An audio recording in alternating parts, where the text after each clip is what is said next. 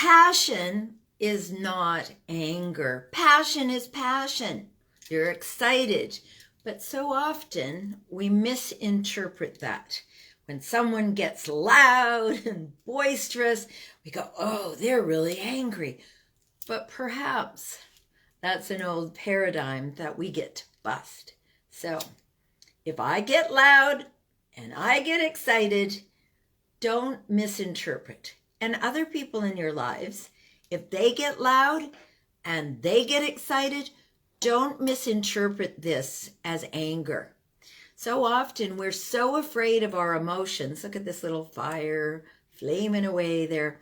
We're so afraid of our emotions that we moderate ourselves. We turn our volume down. Hey, Meg. We don't speak up. We don't clear our throat chakra. We don't clear any of our chakras. So here's a trick for you. And on my website, shamanweaver.com, you'll find a meditation, a chakra clearing meditation. So get it, clear your chakras, be a clear channel. Hey, Dex, hey, Lorraine. And speak your truth. Do it loudly. Do it boisterously. Do it passionately. And you know what? Here's the thing. Only you know your motivation. If other people misinterpret that your big voice, your excitement is scary to them, well, guess what?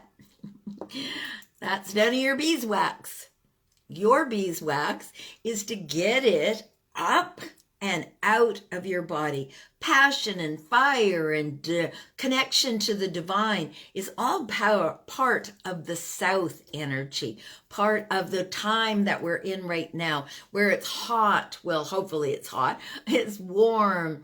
It's summer. We're more free. We're wearing less clothes. We're more excited about things. We're out doing things. And imagine this for a moment. Imagine your favorite artist, your favorite music artist, being quiet about their music. We would never experience that. When you're passionate about something, don't worry that someone is going to think you're angry. Passion does not equal anger. Hi, Joyce. Hey, Hector. So when someone around you is talking in their big voice, don't go, oh, don't judge. Just experience. Go, that person is really excitable. Because one of the best attributes you can have in life is your ability to get excited about things. Because when you're excited, when you're revved up, when you find something that you're so excited about, that your heart sings so loudly that you're willing to tell other people about it, and you're passionate about it, and maybe you're even willing to sell them that, because that's how we connect.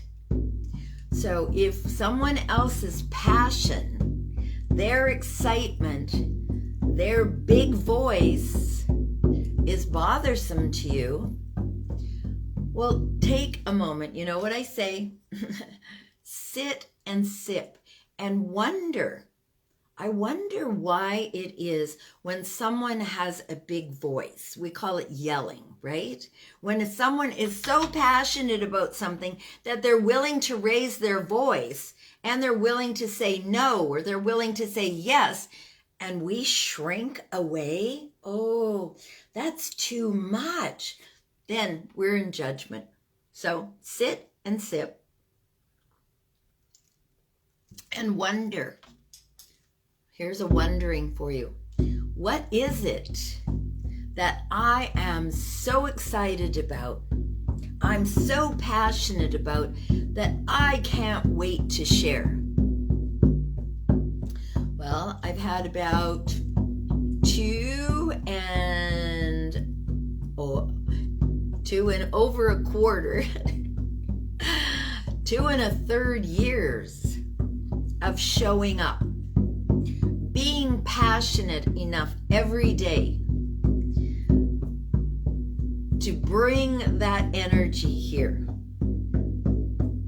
to share that it's okay for you to use your big girl or your big boy voice to stand your ground.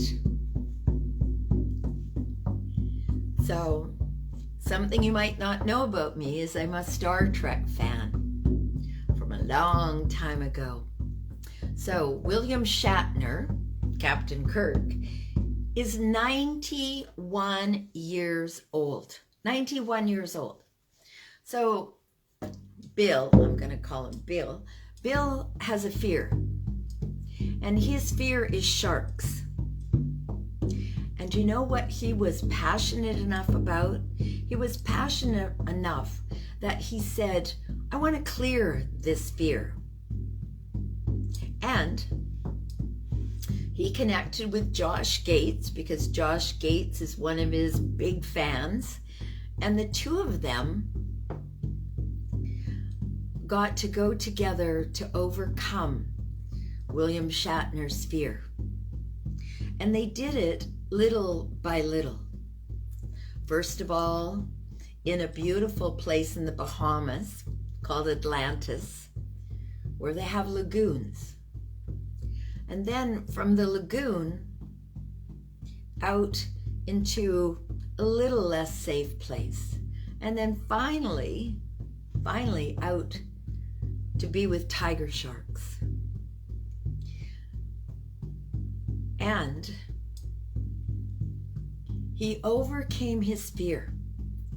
Hi, Michelle. And at one point, he said, no, I cannot go any further. He thought that there was going to be a cage for him to be in with tiger sharks. And they told him he wasn't. And what Josh Gates was able to remind him of who he is. He said, you're Captain James T. Kirk, and you're this, and you're that, and you're the other. And he remembered who he was. He recalled that he had the courage and those roles to overcome things. We have the courage when we're willing to stop, take a moment, get excited and passionate, use our big voice, and say yes, yes to that, and yes to that, and yes to that. So much yes to be had in the world. So go and watch this. It's called Shark Trek. And let it inspire you. If this 91-year-old man can overcome his fear, and in doing so, you know what he learned? They kept saying, stand your ground, stand your ground. You know, apparently sharks and other beings can smell fear. Have you ever been with someone who got scared about something when you weren't scared about something? You could see it, you could feel it, you could practically touch it and smell it. Well, sharks are like that. So when you find something in your life that you're excited about, you're passionate about, stand your ground. Be willing to say, you know, I'm really excited about this. I am willing to overcome my fear. And here's a little tip for you. When your desire, his desire became bigger. His desire was bigger than his fear. There was a moment where it wasn't, but you'll have to watch to see that. So passion is not anger. I We can be inspired by anger, and we get passionate enough to stand our ground.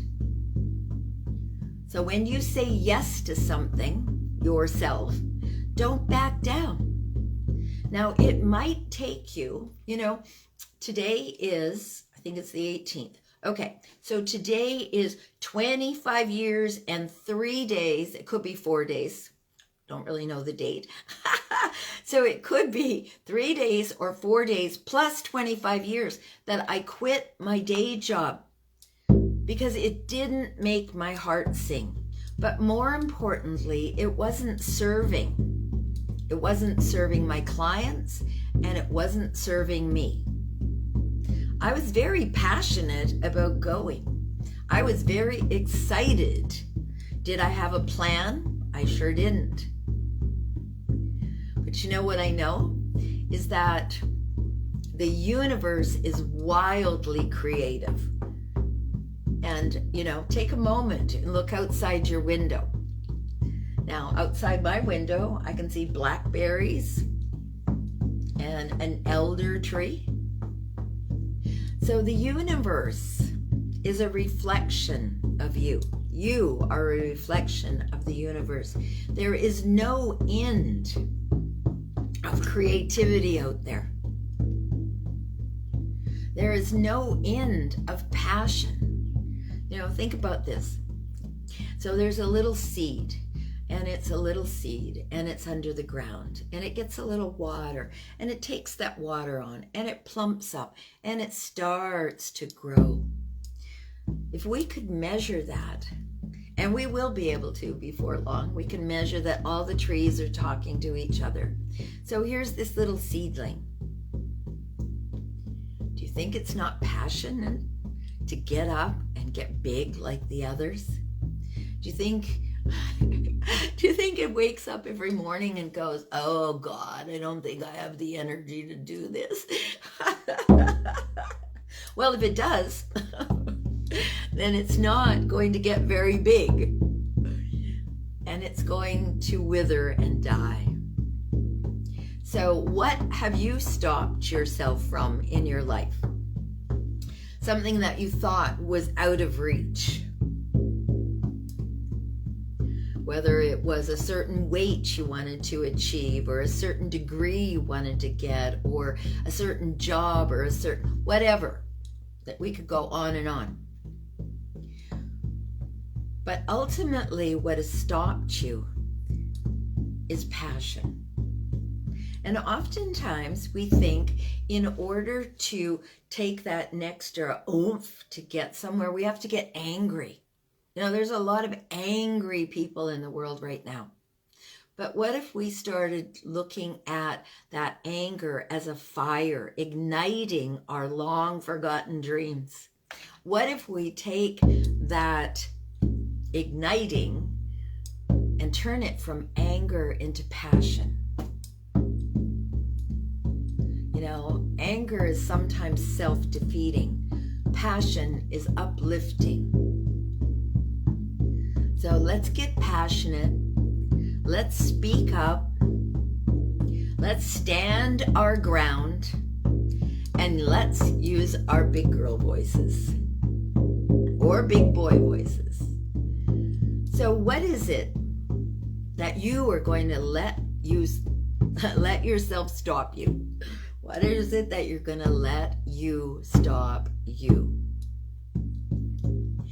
And then sit. Oh, it's my favorite. Sit and sip and actually stop yourself for a while and really ask yourself, what is it that's stopping me? Why can't I express my passion? And you know what will bubble up is something that needs healed, because we are here to fulfill our desires, to live in bliss. And so there was a man, Viktor Frankl, who was in the Holocaust. His wife died. His mother and his father were killed. And yet, he was passionate enough about living that he created a rich inner landscape, just like you do when you take a shamanic journey. And in this rich inner landscape, he had a completely different life.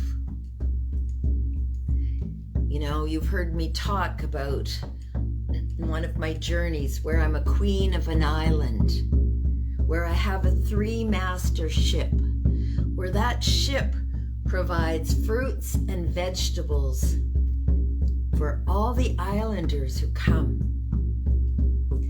And when this world becomes a little much, I have the ability to journey there with a constant rhythmic drumbeat. So the story is, we create our reality. And if your outside world is not what you want it to be, you can have a rich inner world. It's part of what shamanic journeying is all about. Opportunities out of obstacles. All right, let's raise the vibe to love and above. Because ultimately, we make it all up. So make up, create a reality you love to live in. Get passionate about it. Share it with people.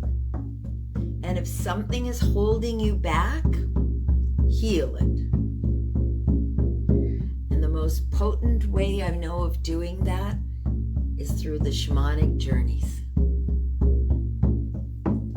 All right, let's drum.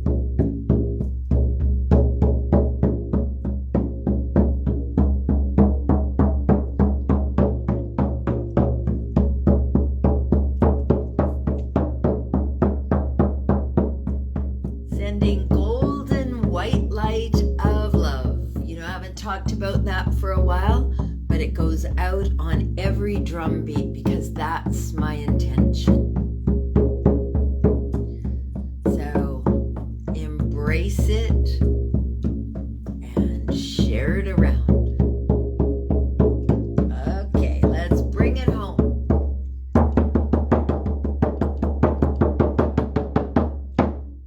Beautiful. Whoa.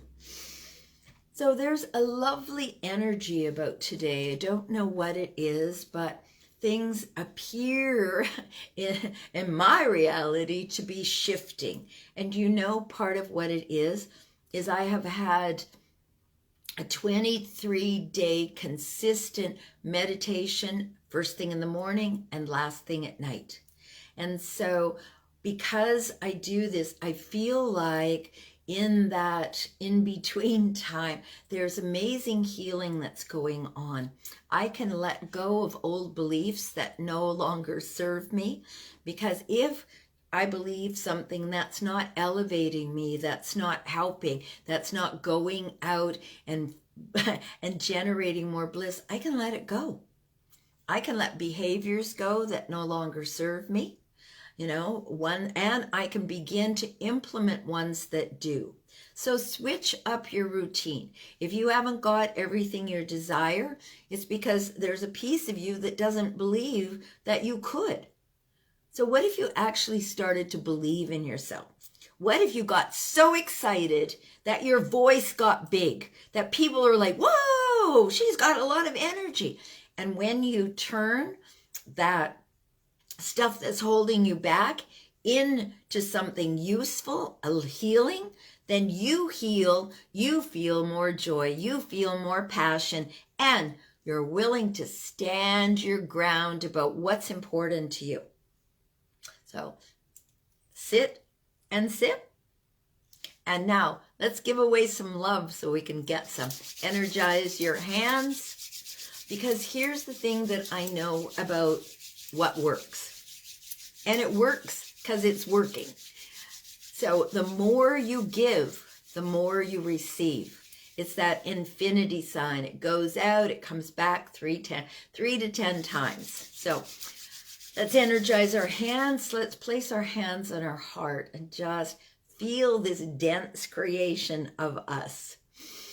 Hey, Katie, nice to see you. All right, so now that we filled up our hands with love, now we're going to give some away.